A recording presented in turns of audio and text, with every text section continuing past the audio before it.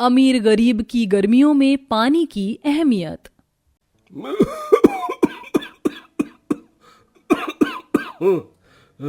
अजी क्या हुआ, तुम ठीक तो हो? लगता है गले में खाना अटक गया है। अरे करुणा बहू, कितनी बार कहा है तुझको खाना देते वक्त पानी भी दिया कर। देती हूँ माँ जी। अपने बूढ़े ससुर श्रवण को जोर जोर से खांसते देखकर बहू करुणा जलता चूल्हा छोड़कर पानी देने के लिए उठती है, लेकिन मटके से लेकर बाल्टी भगोने किसी में भी पानी नहीं था। हे भगवान, घर में तो एक बूंद पानी भी नहीं है, अब क्या करूं?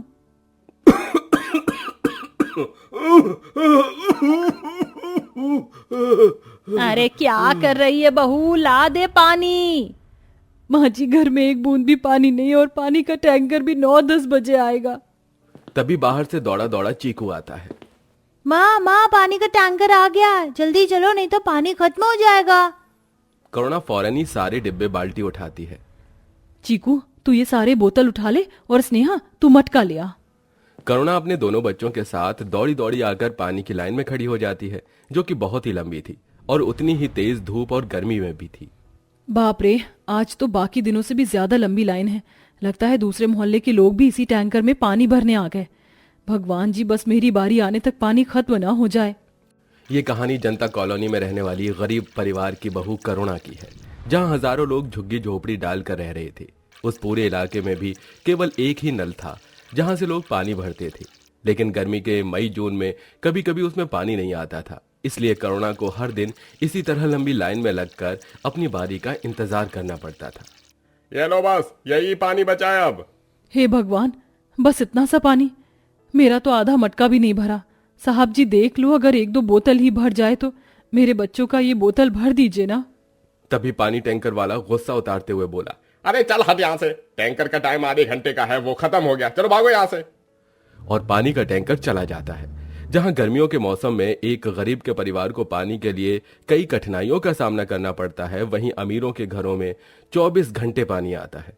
ऐसा ये कालीशान घर है सुधा रानी का, जिसमें बहू, बेटे और पोता आर्यन है। सुधा रानी की बहू मालिनी को पानी की जरा भी अहमियत नहीं है। पागल कर दे तुझी मोरनी सी चाल, गुलाबी साड़ी आड़ी लाली लाल लाल, दिसते मी भारी राजा फोटो माझा काढ, गुलाबी साड़ी आड़ी लाली लाल लाल, दिसते मी भारी राजा फोटो माझा काढ। मालिनी अपने इंपोर्टेड बाथरूम में शावर से नहाकर बाहर निकल आती है और लापरवाही में टोटी भी खुली छोड़ देती है। और ये पानी कहाँ बह रहा है? लगता है आज फिर से मालिनी बहू ने कोई न कोई नलका खुला छोड़ दिया है। किचन चेक करके सुधा मालिनी के कमरे में आकर शावर बंद करती है। मालिनी बहू, इतनी लापरवाह कैसे हो सकती हो तुम? क्या हुआ मम्मी जी? मैंने ऐसा भी क्या कर दिया जो आप मुझ पर इतना भड़क रही हैं? नहा कर नल खुला छोड़ रखा था तुमने, कब समझोगी आखिर तुम पानी की अहमियत?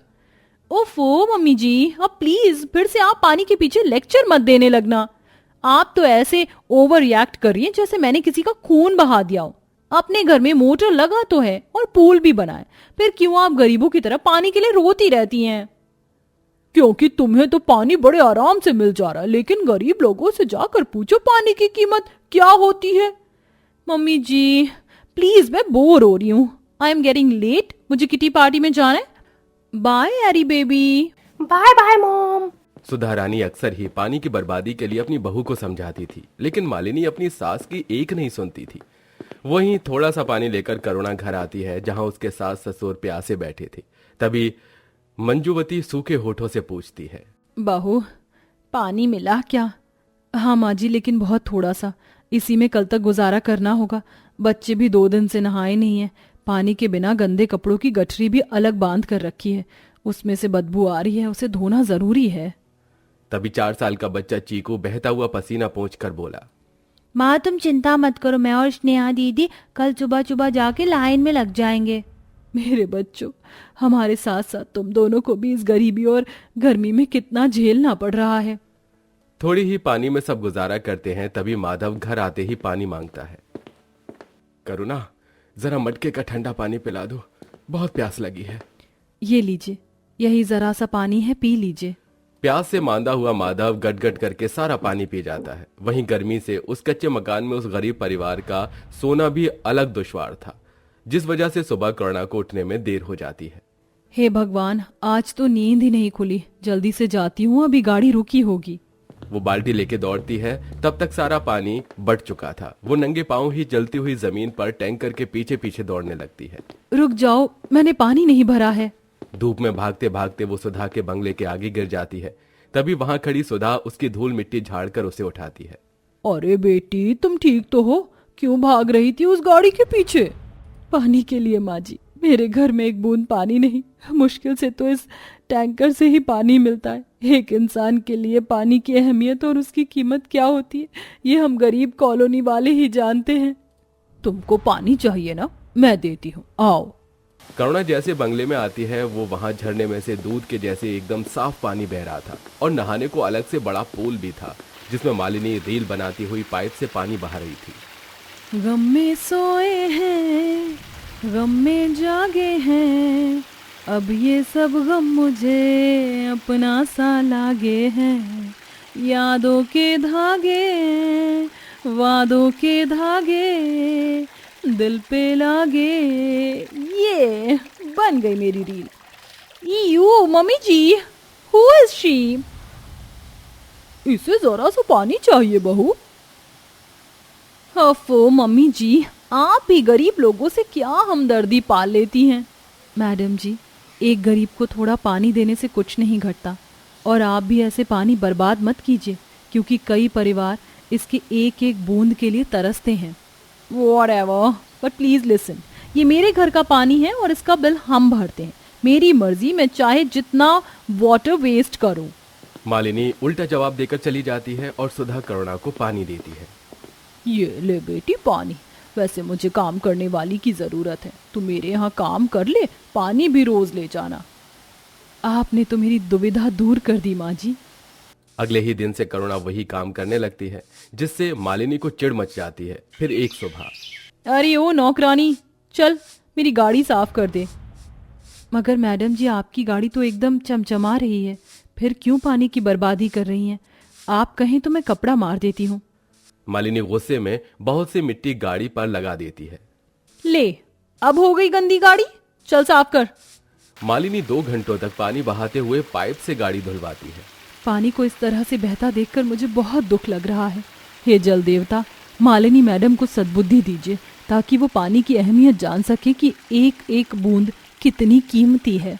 ऐसे ही दिन गुजरते हैं, लेकिन मालिनी पानी की खूब बर्बादी करती है। वहीं कॉलोनी और झुग्गी में रहने वाले लोगों को गर्मी में कई कई दिन पानी की एक बूंद भी नसीब नहीं हो रही थी। फिर एक दिन, मम्मी जी, आज मैंने पूल पार्टी रखी है, मेरी सहेलियां आ रही हैं, इसलिए तू नौकरानी ये पूल का पानी बदल दे। पर मैडम जी, कुछ देर पहले ही मैंने ये पानी भरा है। So what? गर्मी नहीं देख रही कितनी है? ये पानी गर्म हो गया है, इसमें चिल्ड पानी भर ताकि नहाने में मजा आए। मालिनी बहू को पानी की जरा भी अहमियत नहीं है, अब कुछ बड़ा करना होगा। सुधा सबक सिखाने के लिए जाकर पानी का पूरा कनेक्शन काट देती है। बहू, न्यूज में अभी अभी आया कि 2 दिन तक पानी नहीं आएगा। व्हाट? 2 दिन तक हम बिना पानी के कैसे रहेंगे? ओह माय गॉश, मुझे प्यास लगी है, पर टूटी में भी एक बूंद पानी नहीं आ रहा है। तभी मालिनी को पानी के लिए ललकाते देखकर करुणा अपने मटके में से उसे पानी देती है। ये लीजिए मालिनी मैडम जी, मेरे मटके में से पानी पी लीजिए, यहीं से भरा था। पानी पीकर मालिनी को करुणा के साथ किया बर्ताव याद आ जाता है। आई एम सॉरी करुणा, मैंने उस दिन एक मटका पानी के लिए कितना कड़वा बोला था, और फिर भी तुमने मुझे अपने हिस्से का पानी दिया। आज जाकर मुझे पानी की अहमियत हुई। अब मैं कभी पानी वेस्ट नहीं करूंगी।